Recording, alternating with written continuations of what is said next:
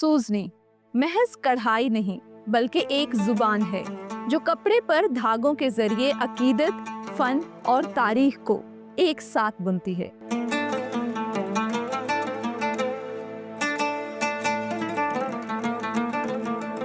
इस वक्त हमारे साथ एहतशाम अजीज साहब मौजूद हैं, curator Islamic gallery Lahore museum. Sir अस्सलाम वालेकुम। अस्सलाम वालेकुम। Thank you so much for your time. आपका बहुत शुक्रिया। सर सबसे पहले तो मैं आज आपसे ये पूछना चाहती हूँ कि सूजनी हम कहते किसको हैं? एक्चुअली सोजनी जो है ये वर्ड निकला है सोजन से, और सोजन अगर आप पर्शियन लैंग्वेज में देखें तो सोजन कहा जाता है सुई को, नीडल को।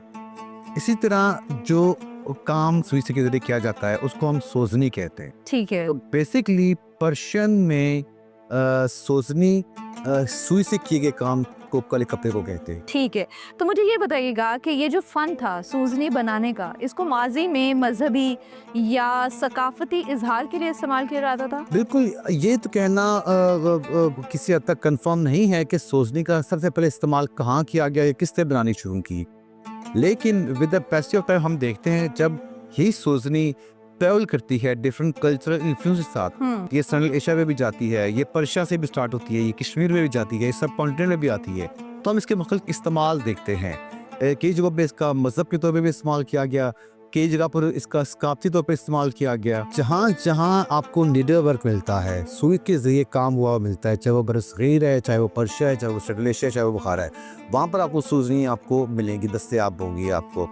लेकिन अभी इसमें इतनी रिसर्च नहीं है कि हम ये कह सकें कि ये सूजनकारी जो है या सूजनी बनाना ये उज़्बेकिस्तान से या बुखारा से ही स्टार्ट की। तो सर हमें क्या ये जो सूजनी का फन है जिसके जरिए अपने रूहानी ख्यालात का इजहार किया जाता है, जिसकी एक अक्कासी लाहौर म्यूजियम में भी मौजूद है, ये सिर्फ इस्लामी रिलीजन में या डिफरेंट मज़ाहिब में भी हमें ये नज़र आता है? नहीं, ये आपको मुख्तलिफ कल्चर्स में, मुख्तलिफ मज़हब में आपको नज़र आएगा।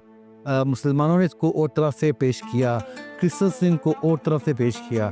अभी जिस लाहौर अजायब घर में जो सूजनी मौजूद है उसको बेसिकली बुखारा में बनाया गया, और वो एक आम ख्याल ये है कि वो वहाँ पे जो चर्चिस के अंदर जो वॉल हैंगिंग्स हैं उनके तौर पे इसको इस्तेमाल किया गया। ठीक है। अब जब आप चर्चिस के अंदर वॉल हैंगिंग्स बनाएंगे उसमें डेफिनेटली आप क्रिश्चियनिटी से मुतल्लिक कोई ना कोई आप सीन या फिगर डिपिक्ट करेंगी, उससे फिर उनकी मजहबी अकायद की जो है ना वो पता चल जाता है कि ये किस जगह पर किस मकसद के लिए इस्तेमाल की गई। ठीक। इसी तरह जो सोजनी आपको इस्लामिक हेरिटेज में मिलेगी उसके ऊपर आपको डेफिनेटली कैलीग्राफी भी मिलेगी, आपको डिफरेंट फ्लोरल मोटिव्स से ज्वेलरी पैटर्न्स वो मिलेंगे आपको।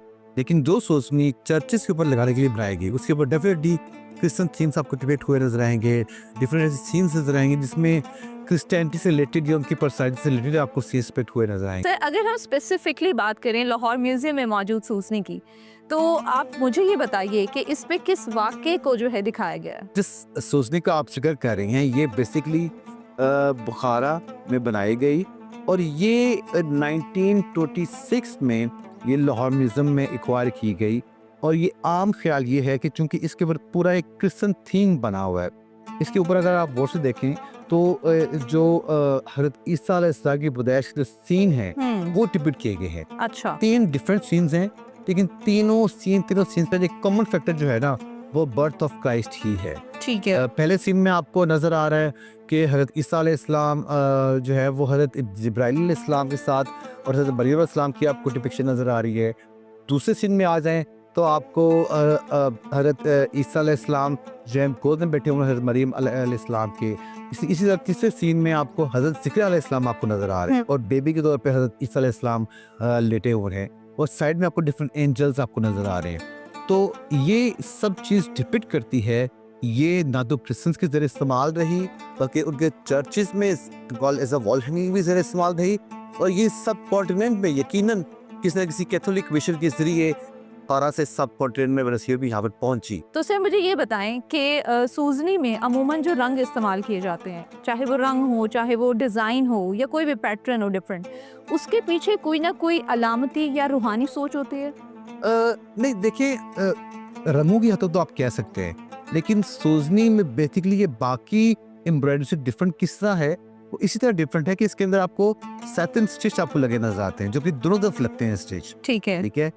और हाँ, ये जो कलर्स हैं जिस हद तक उसका आप कह सकते हैं कि किसी डायनेस्टी से किसी इलाके की विजिटेशन ज़रूर कर रहे हैं, किसी न किसी मज़हब का ज़रूर डिपिक्शन ले रहे हैं उसकी, लेकिन जो स्टिचिंग है उसकी, वो तो जहाँ सूजनी बनेगी उसकी वो कॉमन चीज़, तो वो उसकी टाँकों का जो स्टाइल है वो तो वही रहेगा। ठीक है। जब ये क्रिश्चियन इस्तेमाल करेंगे तो आपको इसमें क्रिश्चियन थीम नज़र आएंगे और वही कलर्स आपको बैकग्राउंड में नज़र आएंगे जो आमतौर पे किसी आर्ट में, या अब ये जो जिस सूजनी का आप जिक्र कर रही हैं, वो दूसरा फिगर जिसमें बनाए गए, ये आपको बैजेंटाइन आर्ट का पता देती है। ठीक है, अब उस आर्ट में आपको जो कलर ज़्यादा कॉमनली नज़र आते हैं वो आपको इसमें ज़रूर नज़र आ रहे हैं, बिल्कुल ऐसे। लेकिन यही सूजनी जब सेंट्रल एशिया में या इस्लामिक हेरिटेज के हवाले से तैयार की जाएगी, उसमें तमाम वही कलर्स आपको नजर आएंगे जो सेंट्रल एशिया के कॉमन कलर्स हैं या इस्लामिक हेरिटेज के कॉमन कलर्स। सर कहा जाता है कि सूजनी बनाने का ये जो फ़न है ये निस्वानी फ़न है, ये ख़वातीन तक महदूद है, इसमें क्या हकीकत है? नहीं, मैं इससे मुतफिक नहीं करता हूँ कि सिर्फ ये फ़न ख्वातीन की हद तक महदूद है, क्योंकि आप इसको देखें ना, इसका वन टू वन प्रोसेस देखिए आप। पहले कॉटन कपड़ा बनता है, उसके बाद उसके ऊपर सुई से निडल वर्क किया जाता है, उसके ऊपर उसकी डिज़ाइन जो ड्राइंग मेकर है वो होता है। तो ये कैसे पॉसिबल है कि जो कपड़ा बनाने वाली है वो भी खातून ही हो, जो टाँके लगाने वाली है वो भी खातून ही हो, जो ऊपर ड्राइंग मास्टर है वो भी खातून ही हो। डेफिनेटली खातून की इन्वॉल्वमेंट भी होगी, लेकिन मर्दों का काम भी शामिल होगा, कोई नीडल वर्क में, कोई कॉटन क्लॉथ की मैन्युफैक्चरिंग में, या फिर कोई ड्राइंग मास्टर के तौर पे। तो कहीं ना कहीं हम सिर्फ इसको ख्वातीन से मंसूब नहीं कर सकते। हाँ, मुश्तरका काम आप कह लें या फिर मेल क्राफ्टमैनशिप भी आपको इसमें नजर आती है। ठीक है सर, ये जानना बड़ा ज़रूरी है कि लाहौर म्यूज़ियम में ये जो सूजनी मौजूद है, जैसे अभी आपने बताया ये काफ़ी पुरानी है, इसको आपने रिस्टोर कैसे किया है कि आज भी इसके कलर्स भी बिल्कुल अपनी असल हालत में मौजूद हैं, इसका फैब्रिक भी बिल्कुल डैमेज नहीं हुआ? सबसे पहले तो जैसे आप जानती हैं कि लाहौर म्यूज़ियम में, किसी भी म्यूज़ियम में डिफरेंट तरह के मटेरियल होते हैं, चाहे वो मेटल है, चाहे वो पॉटरी है, चाहे वो क्ले है या स्टोन है या वुड है या वो कोई टेक्सटाइल है।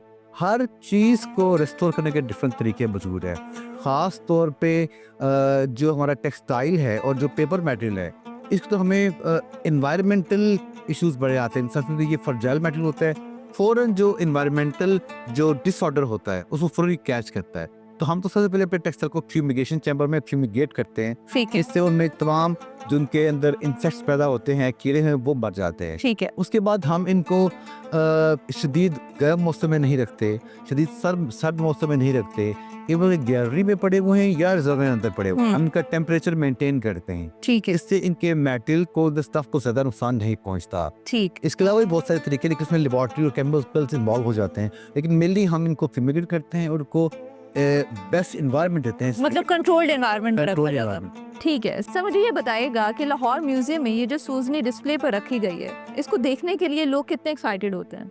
ये बड़ा अच्छा सवाल है आपका और बड़ा इंपॉर्टेंट भी है। इसलिए नंबर वन, इस एक सोचने के जरिए आप कितने डायनेस्टीज का जो कल्चरल इन्फ्लुएंस है वो आप पता चला सकती हैं। फॉर एग्जांपल, इसी सोचने के अंदर आपको सूजन आर्ट भी मिल रहा है, इसी के अंदर आपको बैजेंटाइन आर्ट भी मिल रहा है, इसी सोचने के अंदर आपको क्रिश्चियन थीम भी मिल रहा है और आपको सेंट्रल एशियन आर्ट भी मिल रहा है। और जब ये यहाँ पर लाई गई तो वो दौर था यहाँ पे मुगल आर्ट में आर्किटेक्चर का, अकबर का दौर था।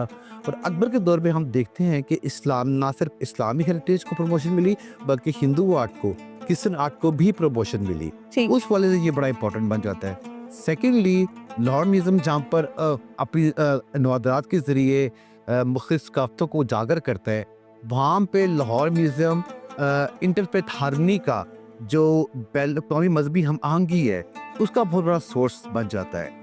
तो जब लोग यहाँ पर आते हैं वो देखते हैं कि यहाँ पर मुख्तलिफ मज़ाहब से रिलेटेड लोग चीज़ों को कैसे रखा गया है, हम कितने एक्सेप्टेबल हैं डिफरेंट ओरिजिन्स के, डिफरेंट मज़ाहब की, डिफरेंट थीम्स की चीज़ों को रखने के लिए। हमारे यहाँ सिर्फ इस्लामिक हेरिटेज को नहीं प्रमोट किया जाता, हम हिंदू आर्ट को, क्रिश्चियन आर्ट को, जैन आर्ट, सिख आर्ट को उतने ही इंपॉर्टेंस देते हैं अपने सकाफती विरसे में जितना हम इस्लामिक हेरिटेज को देते हैं। ये मेरा ख्याल है जो सोचनी है, ये हमारे लाहौर म्यूजियम की इंटरफेथ हार्मनी के फैक्टर को उभारने के लिए एक बेस्ट सोर्स बन जाती है। सर, लास्ट में मैं आपसे ये पूछना चाहूँगी कि आज हमें ये फ़न कहीं ना कहीं मध्यम होता हुआ दिखाई देता है, तो आपको क्या लगता है कि इस फ़न की क्या अहमियत थी या क्या अहमियत होनी चाहिए थी आज के दौर में? देखिए, इस फन की अहमियत क्या की है तो आपको इसी बात से पता लग सकता है कि इस एक सोचनी हमारे पास, और इस एक सोचनी को देखने के लिए क्या क्रिश्चियंस, क्या क्राफ्टमैन, क्या आर्टिसन, क्या ब्राज़ील के लोग सब देखने के लिए आते हैं। यानी कि ये ना सिर्फ आप किसी भी मज़हब की रिप्रेजेंटेशन भी कर सकता है, बल्कि आपकी जो रीजनल क्राफ्टमैनशिप है या रीजनल आर्टिजनशिप है उसको भी रिप्रेजेंट करता है। आजकल मशीनी दौर है, जितना भी काम हाथ से किया जाता था वो मतरूक हो चुका हुआ है। अब म्यूज़ियम का काम ये है कि वो इस तरह की चीज़ों के ज़रिए उसी पुराने फ़न को रिवाइव करे, उसी क्राफ्टमैनशिप को रिवाइव करे, सूजनी मेकिंग को रिवाइव करे, सूजनी मेकर्स पैदा करें। आजकल के बच्चों में हम ये चीज़ लेकर आएँ ताकि ये फ़न दोबारा से रिवाइव हो। तो बिल्कुल। ना सिर्फ ये मजहबी तौर पर बल्कि कल्चरली तौर पर ये इस्तेमाल हो सके। Thank you so much sir for your time. आपका बहुत बहुत शुक्रिया। सूजनी हमें ये याद दिलाती है कि असल फन वो है जो सदियों बाद भी खूबसूरती और अकीदत को एक साथ जिंदा रखती है। इसी के साथ मुझे इजाजत दीजिए। अल्लाह हाफिज।